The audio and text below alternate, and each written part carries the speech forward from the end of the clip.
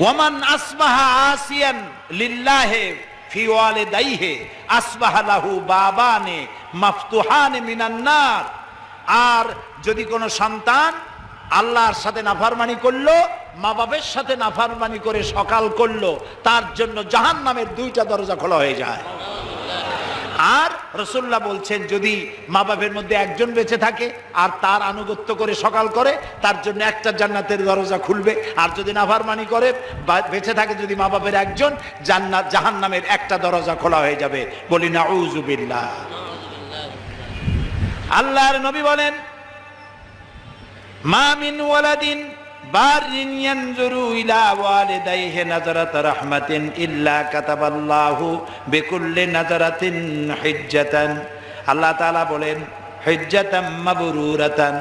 আল্লাহর নবী বলেন, যদি কোনো সন্তান, কোন সুসন্তান তার পিতা মাতার প্রতি মহব্বতের নজরে, ভক্তির নজরে যদি একবার তাকায়, আল্লাহর নবী বলেন ওই সন্তানের আমল নামায় একটা কবুল নফল হজের সওয়াব লেখা যাবে। অন্তত 50,000 টাকা খরচ করে উমরা করতে যাবেন, নফল হজ করতে, 50,000 টাকার একটা নফল হজ আদায় করলে যে সওয়াব হবে, মা বাপের দিকে ভক্তির নজরে একবার তাকালে সেই সওয়াব হবে।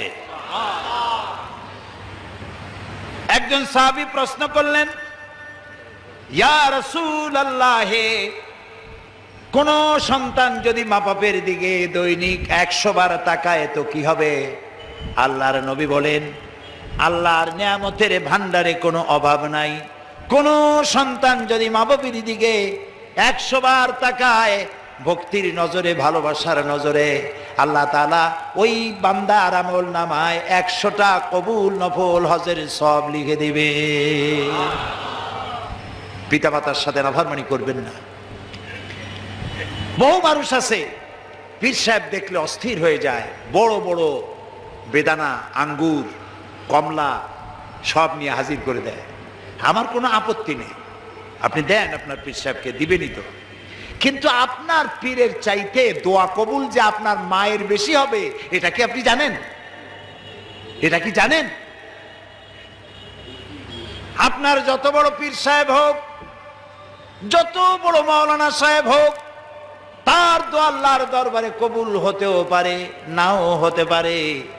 রাসূলুল্লাহ বলেছেন 3 জনের দোয়া আল্লাহর দরবারে কবুল হয়ে যাবে, 100% গ্যারান্টি। মাজলুম যদি দোয়া করে দোয়া মঞ্জুর হবে, মুসাফির যদি দোয়া করে দোয়া মঞ্জুর হবে, আর মা বাপ যদি সন্তানের জন্য দোয়া করে, আল্লাহর নবী বলেন দোয়া মঞ্জুর হয়ে যাবে। সব কমলা আর বেদানা নিয়ে পীর সাহেবরে খাওয়াইলেন, নিজের হাতে বেদানা ভাঙ্গা মায়ের মুখে তুলে দেন, আল্লাহর আরশ খুশি হয়ে যাবে।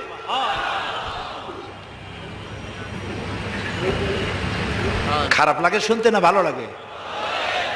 কপাল ভালো হোক সেই কথা আমরা বলতে চাই কোরআন আর হাদিস দিয়ে। আমরা আমাদের কিসমত খারাপ করে ফেলাইছি, যেখানে দোয়া কবুল হওয়ার 100% গ্যারান্টি, সেখানে যাই না।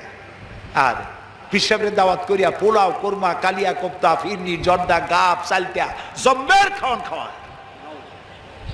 আর মা বুড়া হয়ে গেছে, বাপ বুড়া হয়ে গেছে, একটু খাওয়াইতে পারেন না যত্ন করিয়া?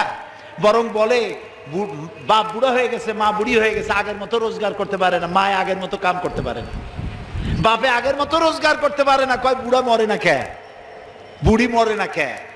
বউর কথা মতো মায়ের সাথে মুখ কালো করে থাকে, মায়ের সাথে ঝগড়া করে, কুলাঙ্গার সন্তান।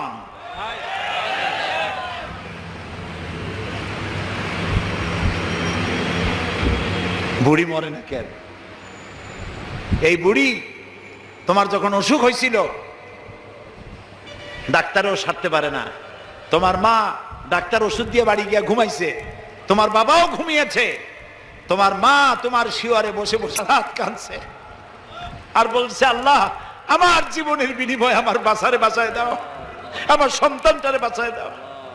যে মা কানলো আর বললো, আল্লাহ আমার জীবনের বিনিময়ে আমার সন্তানটারে বাঁচাও, আর তুমি আজ বলছো বুড়ি মরে না কেন? কত বড় কপাল পোড়া, বেঈমান, নাফরমান। প্রিয় ভাই সব, হৃদয়ের সবটুকুন আবেগ উজাড় করে দিয়ে বলছি, আমি পীর সাহেবদের বিরোধী নই, আমি নিজেও পীরের সন্তান। আমার আব্বা আমার চাচা দুজনই ফুরফুরার মুজাদ্দিদে জামান হযরত আবু বকর সিদ্দিকী রাহমাতুল্লাহ আলাইহির খলিফা। তাদের হাজার হাজার মুরিদ আছে। পীর মুরিদি আমিও করতে পারতাম। পীর মুরিদি শুরু করলে মুরিদের বাজার আমার কম গরম হইতো না বাংলাদেশে। আমি পীর বিরোধী নই, আমি আমাদের অভ্যাসে কিছু অভ্যাস খারাপ হয়েছে সেগুলিকে সংশোধন করতে চাই। পীরকে হাদিয়া দেন, দাওয়াত দেন, আমার কি আপত্তি তাতে? আমার আপত্তি দোয়া কবুল হবে যেখানে, সেখানে তো যাই না। যেখানে কবুল হওয়ার সম্ভাবনা কম হইতেও পারে, নাও হইতে পারে, সেইখানে সব পরিশ্রম, সেই জায়গায় যাইয়া পাও চাটেন, পায়ের উপরে কদম মুসিদ দিয়ে পড়ে থাকেন কেন? মা খাটের উপরে শোয়া আছে, খাটের নিচে আপনি বসেন, মায়ের পায়ের তলায় চুমা খান, জাহান্নাম হারাম করে দিবেন আল্লাহ তাআলা।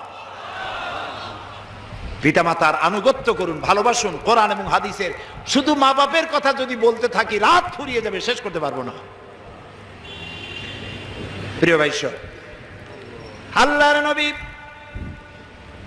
মসজিদে নববীতে বসে আছেন, সাহাবায়ে কেরাম সামনে বসা।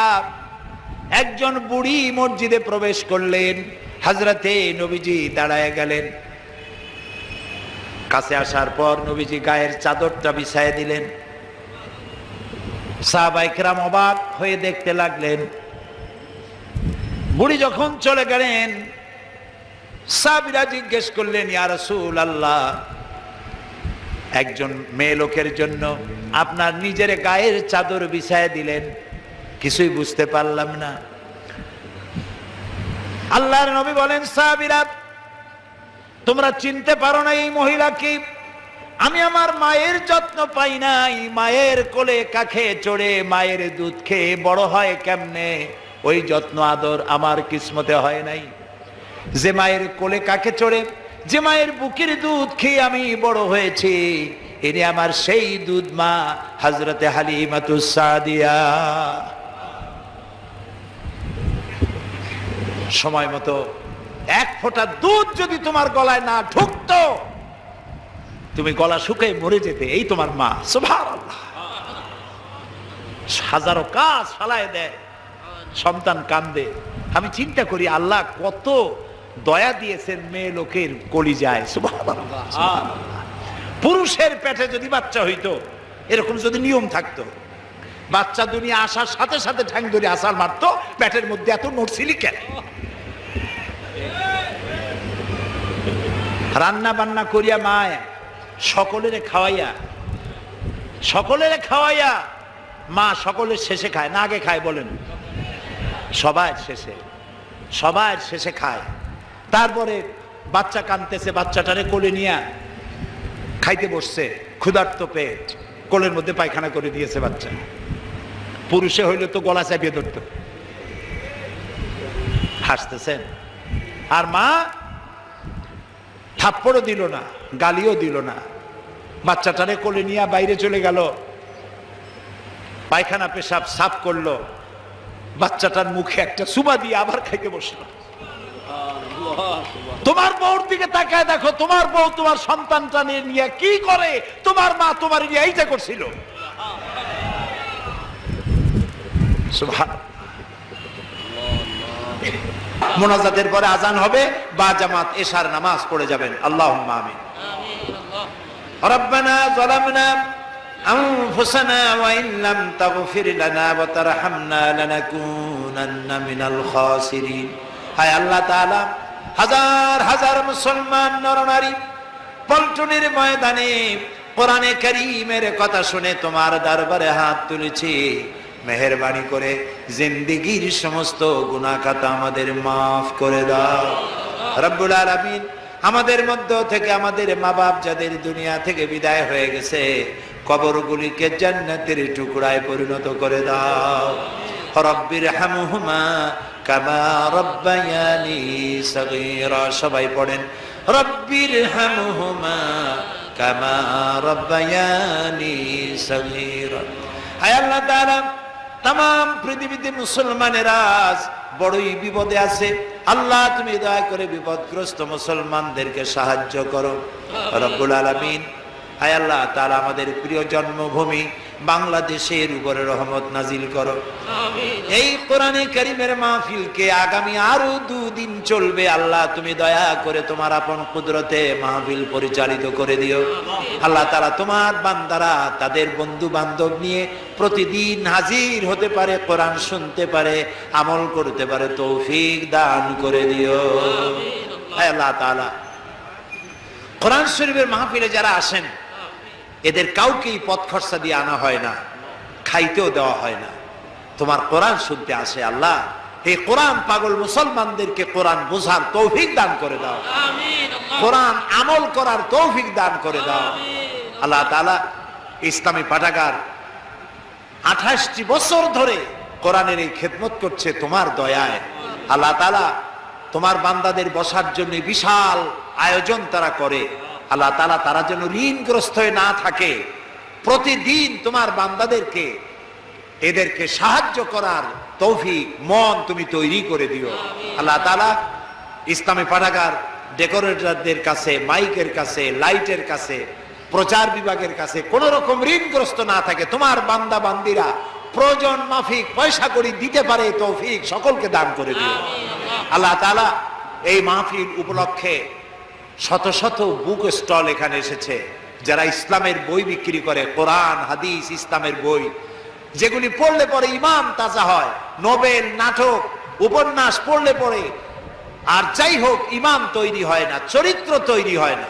আল্লাহ তাআলা ইমান এবং চরিত্র তৈরি করার জন্য, জাহান্নাম থেকে বাঁচার জন্য, জান্নাতে যাওয়ার জন্য এইসব বইপত্র খরিদ করার তৌফিকও এই শ্রোতা বর্গকে আল্লাহ তুমি দয়া করে দান করে দিও। রব্বুল আলামিন আমাদের যার যে অসুখ বিসুখ আছে আল্লাহ তুমি মাফ করে দিও, আমাদের উপরে তোমার খাস রহমত আল্লাহ আমরা কামনা করছি। আল্লাহ তাআলা হসপিটালে আমাদের অনেক রুগী আছে তুমি জানো, আল্লাহ তাআলা তুমি দয়া করে হসপিটালে যারা রুগী আছে রুগীদেরকে শেফায়ে আজেলা শেফায়ে কামেলা দান করে দিও। ربنا تقبل منا إنك أنت السميع العليم وتب علينا إنك أنت التواب الرحيم سبحان ربك رب العزة عما يصفون وسلام على المرسلين والحمد لله رب العالمين واجعل آخر كلامنا عند الموت لا إله إلا الله মুহাম্মাদুর রাসূলুল্লাহ। আসসালামু আলাইকুম।